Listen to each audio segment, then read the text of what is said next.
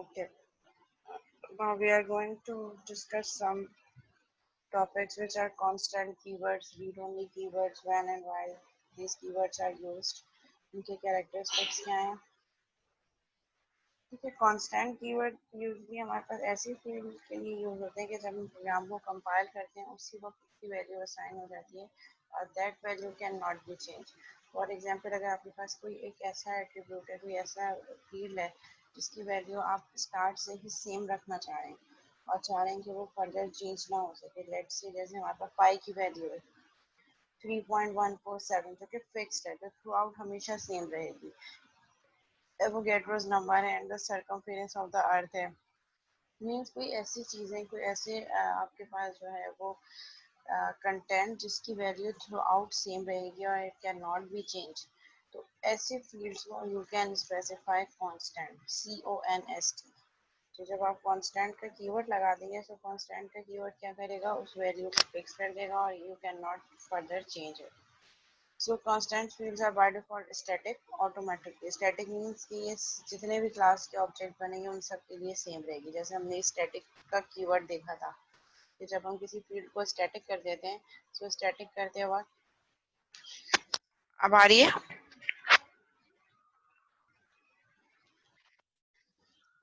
अब आवाज बेटर हुई?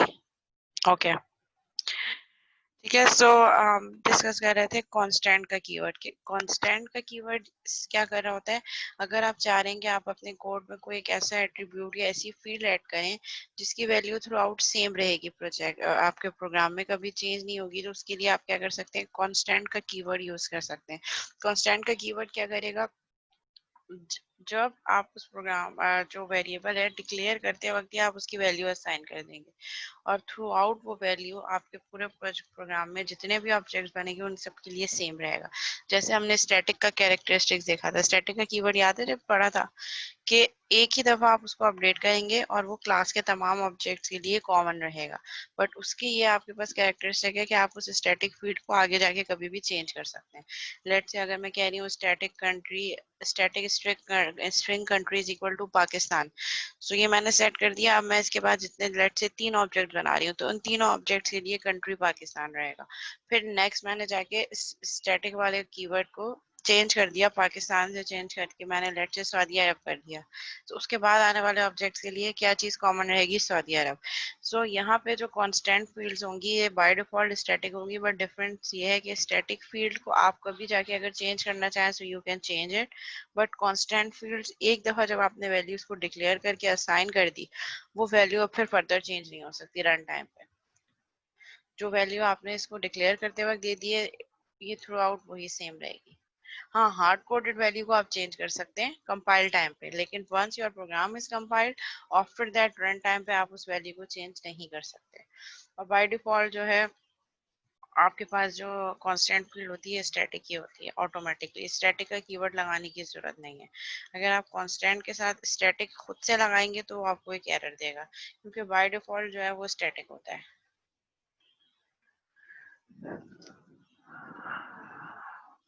हाँ हाँ, ऐड वगैरह के लिए आप यूज कर सकते हैं, उसकी वैल्यू को यूज कर सकते हैं, उस वेरिएबल को नॉर्मल वेरिएबल की तरह यूज कर सकते हैं, लेकिन उसकी वैल्यू को चेंज नहीं कर सकते। जैसे अगर आपने कोई फॉर्मूला लगाना है तो उस फॉर्मूले में you can use that constant value, उसको आप उस वेरिएबल में यूज कर सकते हैं, लेकिन उसकी वैल्यू को चेंज नहीं कर सकते। वंस आपको जब प्रोग्राम कंपाइल हो गया, कंपाइल करते वक्त जो वैल्यू आपने उसको असाइन की है वो वही वैल्यू रहेगी, सेम रहेगी। और बाय डिफॉल्ट स्टैटिक जो कांस्टेंट फील्ड्स हैं ये स्टैटिक होती हैं, तो इसके लिए अलग से आपको स्टैटिक जाके मेंशन करने की जरूरत नहीं है। अगर आप कांस्टेंट के साथ स्टैटिक मेंशन करेंगे तो आपका कंपाइलर एरर थ्रो करेगा। ठीक है, this are the example. Let's say यहाँ पे दो जो है वो कांस्टेंट फील्ड डिक्लेयर हुई है। कैसे डिक्लेयर करेंगे, पहले access modifier, public private protected कोई भी हो सकता है, इट्स अप टू यू कि आप उसको कौन सा एक्सेस मॉडिफायर दे रहे हैं। देन CONST का कीवर्ड, कांस्टेंट का keyword, and then data type of variable, name of variable, and then value. So that is the method of declaring constant field. ठीक है, सबसे पहले आपके पास होगा एक्सेस मॉडिफायर, कांस्टेंट का keyword, data type of variable, variable name और आगे value, यानी कि now you can use centres पर इंच। हमेशा आप इसको यूज कर सकते हैं किसी भी फॉर्मूले में प्रिंट करवाने के लिए, एग्जीक्यूट करने के लिए। तो ये बाय डिफॉल्ट इसकी ये 2.54 वैल्यू उठाएगा। इस वैल्यू को अब आप चेंज आगे जाके अगर चेंज करना चाहें तो चेंज नहीं कर सकते। यू कैन जस्ट, आप इसको कह सकते हैं कि आप सिर्फ इस वैल्यू को यूज कर सकते हैं। जब प्रोग्राम कंपाइल हो गया 2.54 वैल्यू असाइन हो गई सेंटर्स पर इंच को। सिमिलरली एक और वेरिएबल यहाँ पे यूज हुआ है, पब्लिक कांस्टेंट इंट कप्स पर gallon that is 60। Now through out इस प्रोग्राम में आपके पास ये सेम रहेगा और आप इसको चेंज नहीं करेंगे। तो यानी कि आप कांस्टेंट कीवर्ड कब यूज करते हैं, जब आपके पास कोई ऐसी वैल्यूज हो जो थ्रू आउट सेम रहे प्रोग्राम में, फर्दर चेंज ना हो सके। जैसे पाई की वैल्यू है 3.147 है, हमेशा यही रहेगी, कभी चेंज नहीं होगी।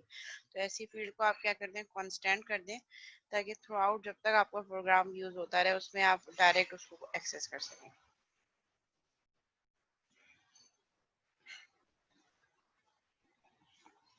Read only keyword, next type हमारे पास जो कीवर्ड है that is read only keyword. Read only keyword क्या करेगा,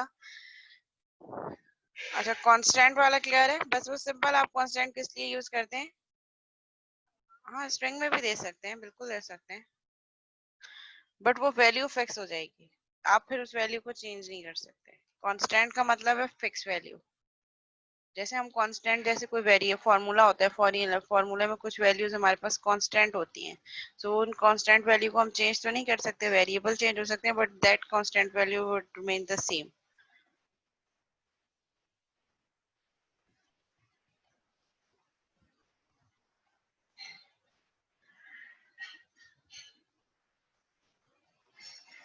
okay, read only keyword. Read only keyword क्या है, मेरे पास एक ऐसा कीवर्ड जिसको मैं सिर्फ कंस्ट्रक्टर के अंदर से मॉडिफाई कर सकूं और डायरेक्टली ड्यूरिंग डिक्लेरेशन।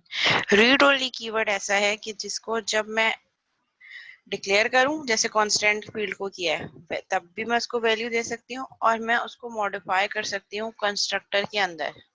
कंस्ट्रक्टर के अंदर मीन जैसे ऑब्जेक्ट बनेगा, कंस्ट्रक्टर कॉल होगा, सो कंस्ट्रक्टर के अंदर मैं रीड ओनली कीवर्ड को मॉडिफाई कर सकती हूँ।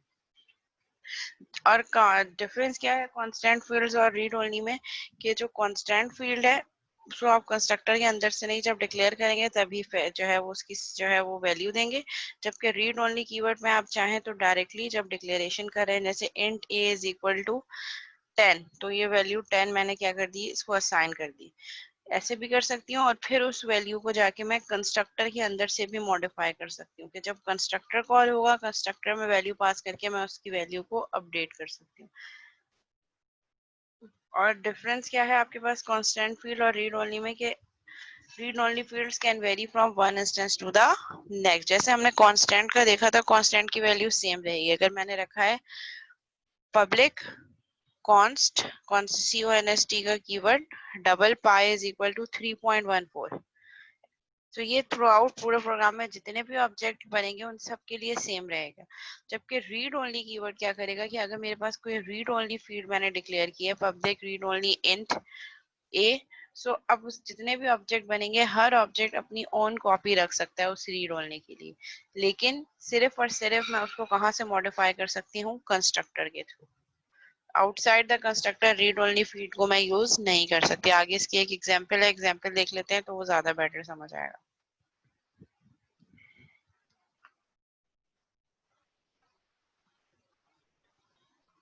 That is the example.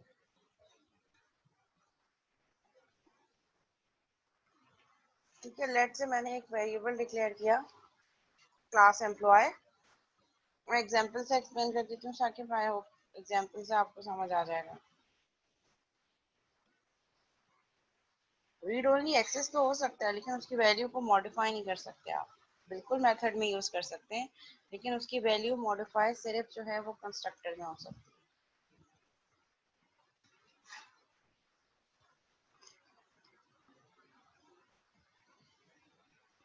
ठीक है, अच्छा यहाँ पे एक एग्जांपल है, क्लास है मेरे पास एम्प्लॉय की, जिस और मैंने यहाँ पे एक कंस्ट्रक्टर बनाया है पब्लिक एम्प्लॉय इंट आईडी। एक आईडी मैं दे रही हूँ पैरामीटर के थ्रू, और जो मेरे पास आईडी है उसको मैं क्या सेट कर रही हूँ, जो यूजर ने आईडी दी है।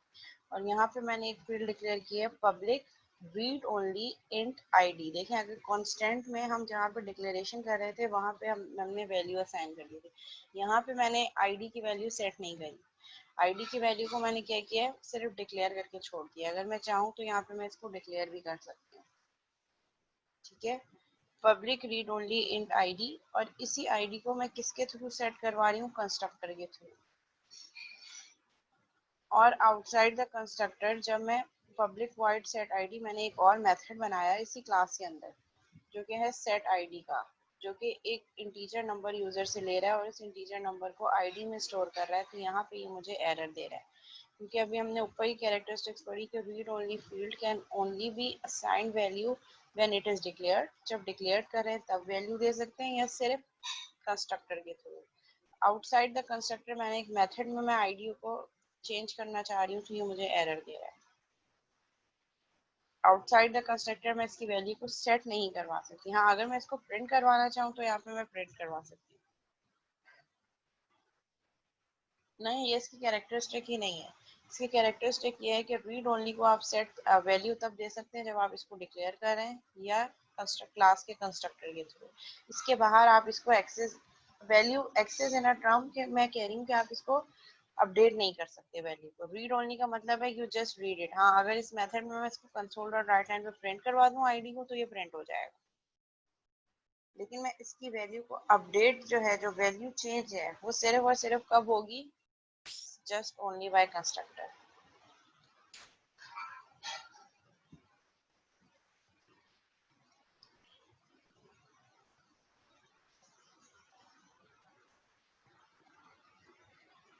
कांस्टेंट का कीवर्ड भी बिल्कुल मेथड के अंदर यूज हो सकता है, लेकिन आप उसकी वैल्यू को चेंज नहीं कर सकते। प्रिंट करवा सकते हैं, किसी और फॉर्मूले में यूज कर सकते हैं, किसी और वैल्यू के साथ, वेरिएबल के साथ ऐड करवा सकते हैं, लेकिन उसकी अपनी वैल्यू को आप चेंज नहीं कर सकते।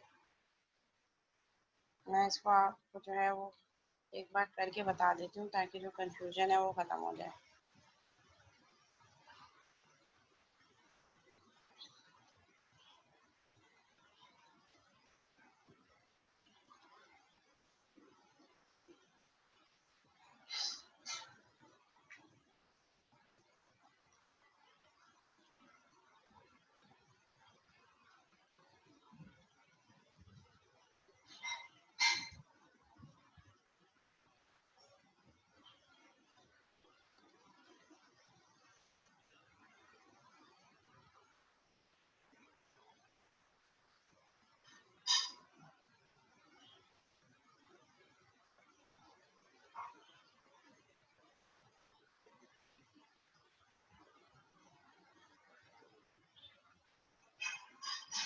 ठीक है, मैंने यहाँ पे क्लास बनाई।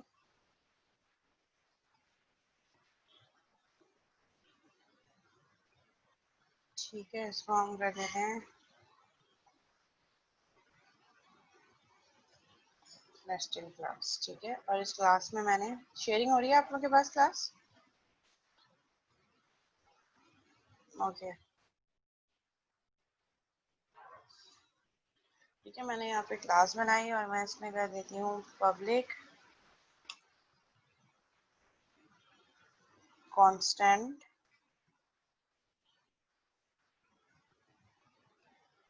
Float y is equal to 3.147। ठीक है, ये मैंने एक फील्ड डिक्लेयर कर दी, कांस्टेंट फील्ड। ठीक है, अब मैं चाह रही हूँ कि मेरे पास एक मेथड है यहाँ पे, पब्लिक वॉइड सेट, ये चाहे इसको हम कर देते हैं change value.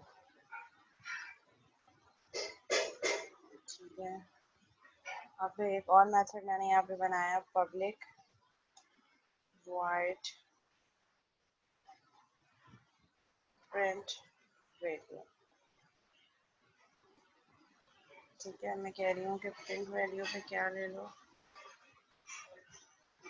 Console dot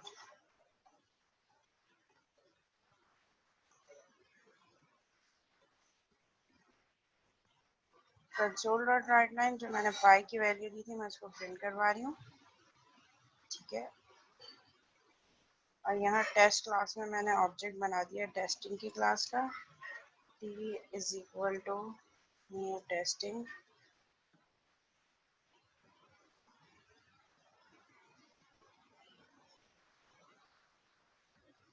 t dot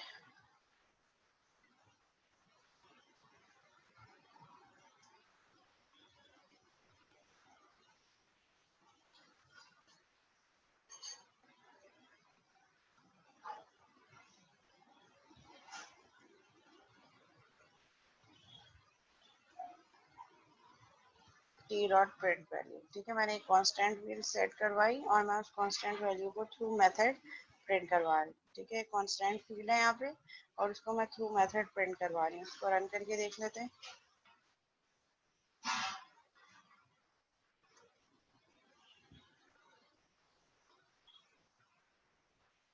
ठीक है, ये मेरे पास 3.147 प्रिंट हो गया। सिमिलरली मैं चाह रही हूँ कि एक मेथड के अंदर, देखिए मैंने इसको मेथड के अंदर एक्सेस करवाया, कांस्टेंट फील्ड को एक्सेस हो गया।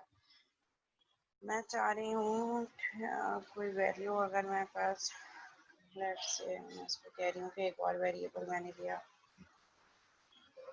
पब्लिक, जो कि एक नॉन कांस्टेंट फील्ड मैंने रखी ए, और मैं कह रही हूँ a is equal to pi multiply by pi. ठीक है, कि ए की वैल्यू क्या है, जो मैंने इसको भी मुझे फ्लोट रखना पड़ेगा, सॉरी या डबल रखना है।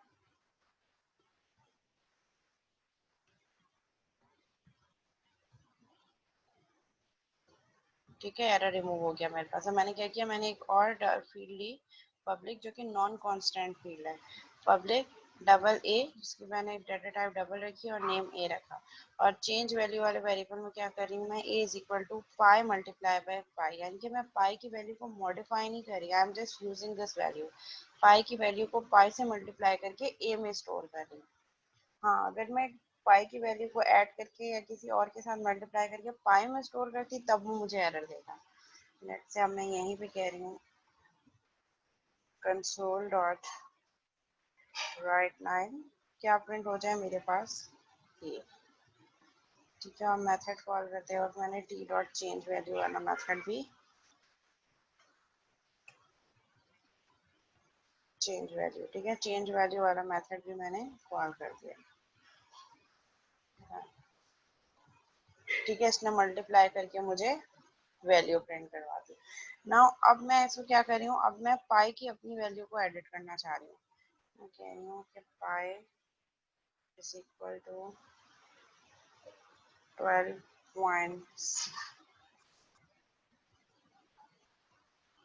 ठीक है, सो ये यहाँ पे मुझे एरर दे रहा है।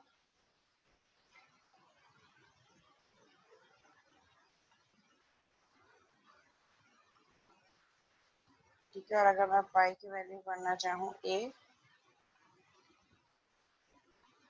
ठीक है, तो ये मुझे क्या एरर दे रहा है कि कांस्टेंट वैल्यू जो मैंने एक दफ़ा यूज़ कर ली उसको मैं दोबारा यूज़ नहीं कर सकती। तो ये इसको क्या कर रहा है, एक कांस्टेंट फील्ड बना रहा है that can not be changed in any method और इन एनी स्पेसिफायर, कहीं भी जो है वो नहीं चेंज हो सकता।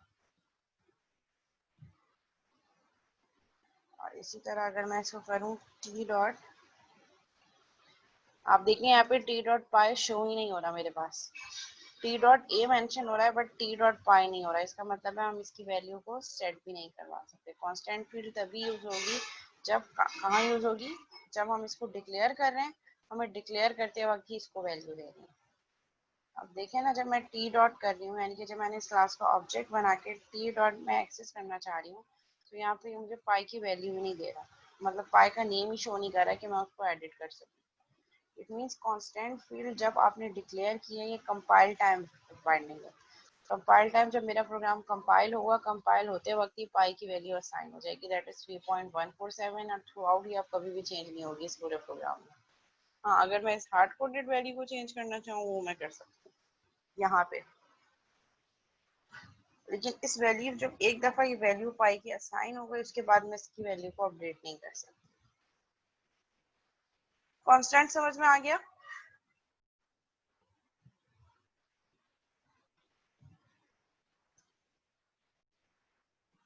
ओके बेटा नहीं ले सकते ना इनपुट, अभी मैंने देखिए तो बताया कि जब टी के साथ एक्सेसिबल ही नहीं हो रहा तो इनपुट कैसे लेंगे। अभी तो आपके क्वेश्चन का आंसर किया मैंने अमार। टी डॉट पाई यहाँ पे मेरे पास शो ही नहीं हो रहा तो मैं कैसे इनपुट ले सकती हूँ। पाई तो एक्सेसिबल ही नहीं है यहाँ पे। कांस्टेंट फील्ड्स जब मैंने यूज कर ली तो उस कांस्टेंट फील्ड को I just use in the same class just for further operations. इसकी वैल्यू को अब मैं दोबारा इनपुट नहीं ले सकती।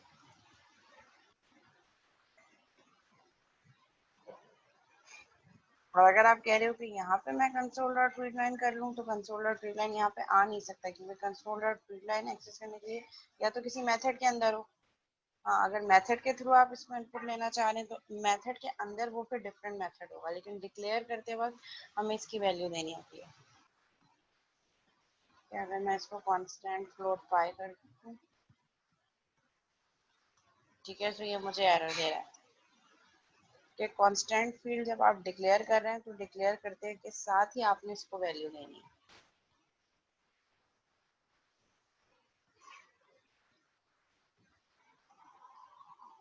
नहीं, आउटसाइड द क्लास इसलिए नहीं कर सकते क्योंकि जब हम इसकी वैल्यू को चेंज नहीं कर सकते तो एक्सेस हम डायरेक्ट नहीं कर सकते, इनडायरेक्ट थ्रू मेथड कर सकते हैं, जैसे मैंने यहाँ पे किया। पाई की वैल्यू को प्रिंट करवाने के लिए मैंने एक मेथड यूज किया। पाई की वैल्यू को मल्टीप्लाई करके एक और वेरिएबल में स्टोर किया, वो भी एक मेथड के अंदर।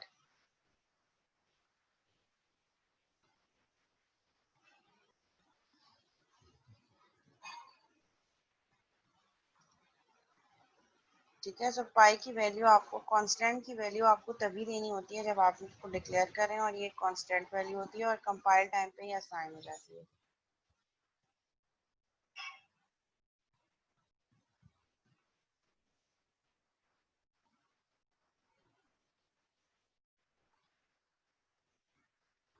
अब जो हमारे पास नेक्स्ट है इसी में मैं फर्दर मैं एलेबोरेट कर देती हूँ।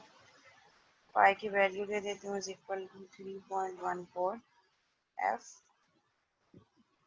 ठीक है, और सिमिलरली मैं यहाँ पे क्या करूँगी, एक और वेरिएबल ले लेती हूँ पब्लिक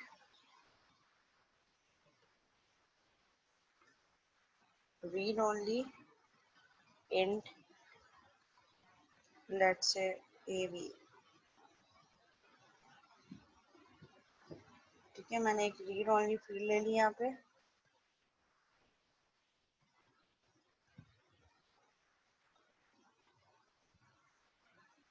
और फिर यहाँ पे जाके मैंने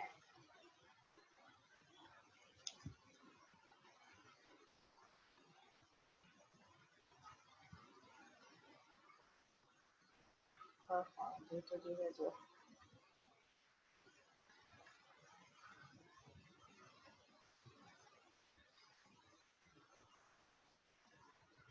ठीक है, मैंने यहाँ पे एक और वेरिएबल डिक्लेयर किया that is read only variable. I it mean कि मैं सिर्फ इसको रीड कर सकती हूँ। इसकी वैल्यू को भी मैंने कर दिया 10। और काम हम भी हम ये करके देख लेते हैं कांस्टेंट वैल्यू का क्या अदर क्या है। मैं एक कंस्ट्रक्टर बनाती हूँ पब्लिक टेस्टिंग। ठीक है, मैं इस कंस्ट्रक्टर में कंसोल राइट लाइन पाई को एक्सेस करवा देती हूँ। अब मैं यहीं पे मैं कह रही हूँ कि पाई की वैल्यू क्या हो जाए मेरे पास।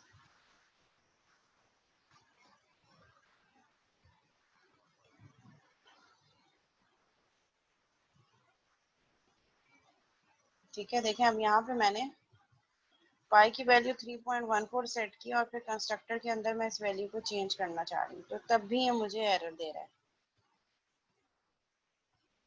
ठीक है, सो पाई की वैल्यू का जो कांस्टेंट फील्ड होती है उसके लिए ज़रूरी है कि जब आपने उसको डिक्लेयर किया है आप उसकी डिक्लेरेशन के साथ ही उसकी वैल्यू दें और that value can not B change either in any method either in any constructor और ना ही आउटसाइड द क्लास आप इस फील्ड को फिर दोबारा सेट करवा सकते हैं।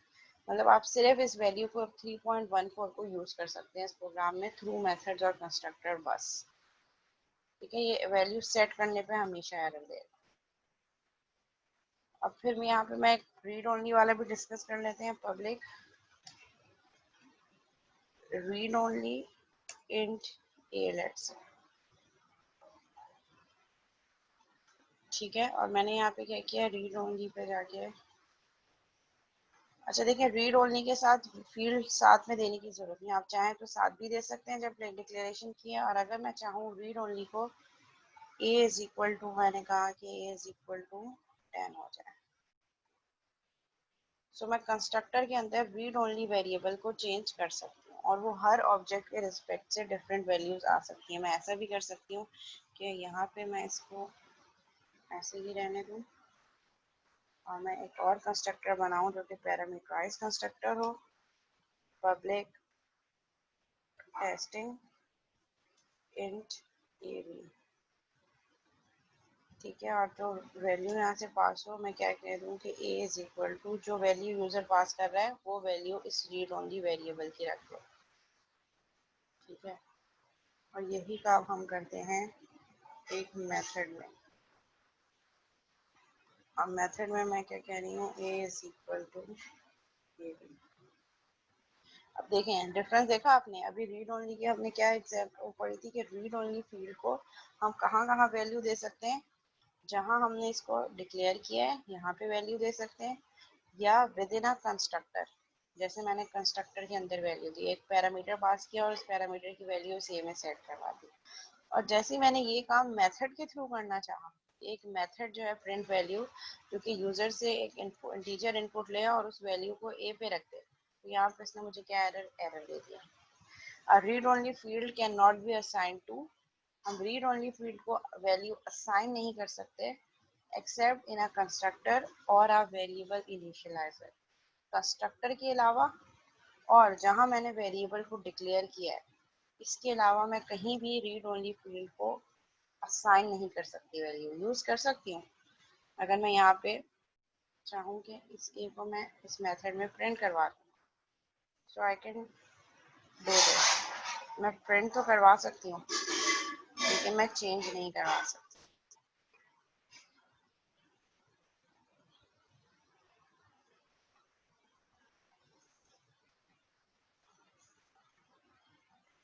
ठीक है, मैंने ऑब्जेक्ट बनाया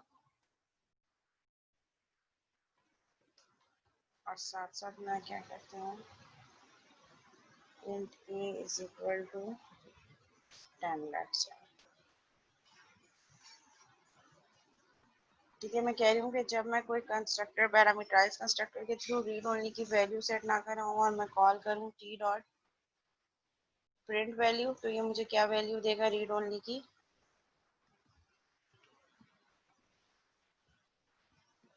10, जो मैंने इसको इनिशियलाइज करते वक्त यूज की थी, ये वाली, क्योंकि अभी मैंने कंस्ट्रक्टर के थ्रू वैल्यू सेट नहीं करवाई। और जब मैं इसको कंस्ट्रक्टर के थ्रू रीड ओनली में वैल्यू सेट करवाऊंगी, मैंने ऑब्जेक्ट बनाया testing t1 is equal to new testing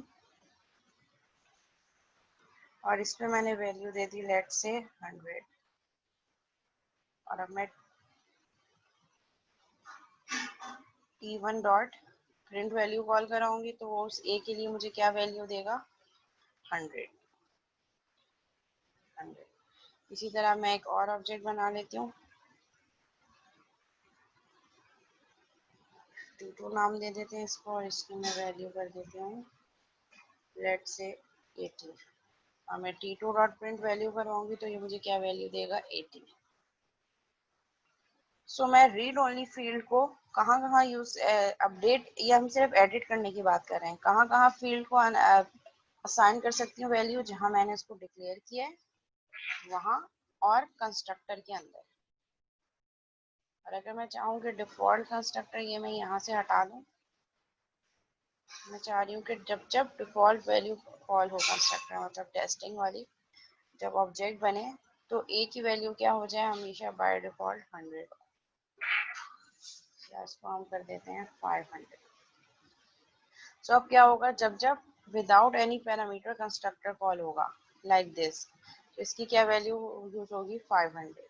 her object के लिए रीड ओनली की अलग अलग वैल्यूज हो सकती हैं, लेकिन कांस्टेंट फील्ड जो है वो एक दफ़ा असाइन होगी जब हम वेरिएबल डिक्लेयर करेंगे और थ्रू आउट हर ऑब्जेक्ट के लिए उसकी वैल्यू सेम रहेगी, it can not B change.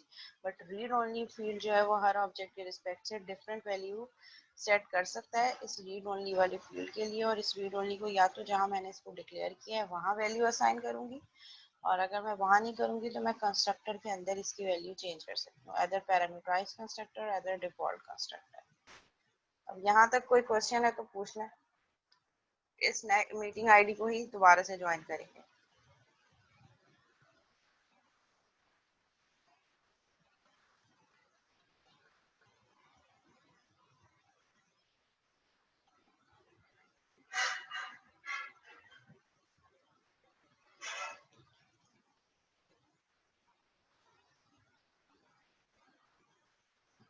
Read only को हम यूज बेसिकली वहाँ करते हैं जब हमारे पास हर ऑब्जेक्ट की अलग अलग वैल्यूज हो किसी एक स्पेस, लेकिन मैं चाह रही हूँ कि मैं उसको